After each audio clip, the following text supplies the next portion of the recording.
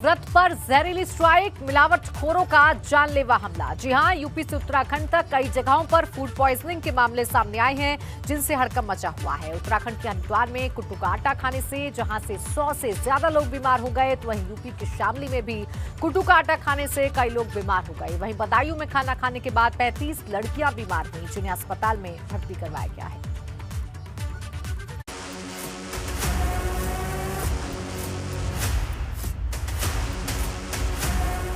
शहर शहर बरपा food poisoning का कहर। हरिद्वार में कुट्टू का आटा खाना पड़ा भारी। शामली में कुट्टू के आटे से फैली बीमारी। बदायूं में जहरीला खाना खाने से छात्राएं बीमार। गर्मी बढ़ने के साथ लोग हुए फूड पॉइजनिंग का शिकार।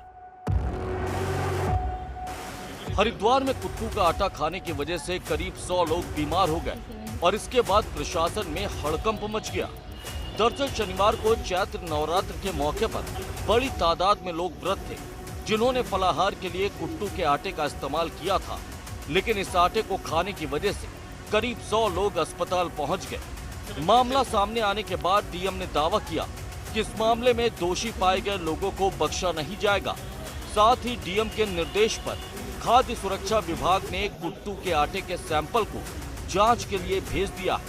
कुट्टू का आटा खाने से ज्यादातर बीमार लोग श्यामपुर, कांगड़ी, गाजीवाला और ब्रह्मपुरी इलाके के रहने वाले हैं। मामले की गंभीरता को देखते हुए हरिद्वार विधायक और भाजपा प्रदेश अध्यक्ष मदन कौशिक ने अस्पताल में मरीजों का हालचाल जाना, साथ ही अधिकारियों को निर्देश दिया कि इस मामले में कुट्टू के आटे के सैंपल की जांच की जाए और जांच में दोषी पाए जाने वालों पर सख्त कार्रवाई की जाए। कुट्टू खाने के कारण फूड पॉइजनिंग हुई। आज यहाँ हॉस्पिटल में काफ़ी संख्या में लोग आए और एक अच्छे से सबका इलाज प्रारंभ हो गया है। मैं सबसे मिला हूँ, भगवान का आशीर्वाद है।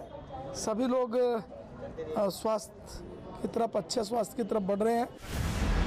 वहीं हरिद्वार के साधु संत इस मामले के पीछे किसी बड़ी साजिश का शक जता रहे हैं, जिनकी मांग है कि इस मामले में दोषी फूड सेफ्टी अधिकारियों को फौरन सस्पेंड किया जाए। कुट्टू के आटे को खाने के बाद ही यह सबको महसूस होने लगा कि हमारा हाथ पैर काम नहीं कर रहा है और चक्कर आ रहे हैं, बेहोश हो रहे हैं, उल्टी हो रही है, दस्त हो रहा है। हर बार ये जो फूड इंस्पेक्टर, फूड ऑफिसर्स पता नहीं किस बात का तनख्वाह लेते हैं।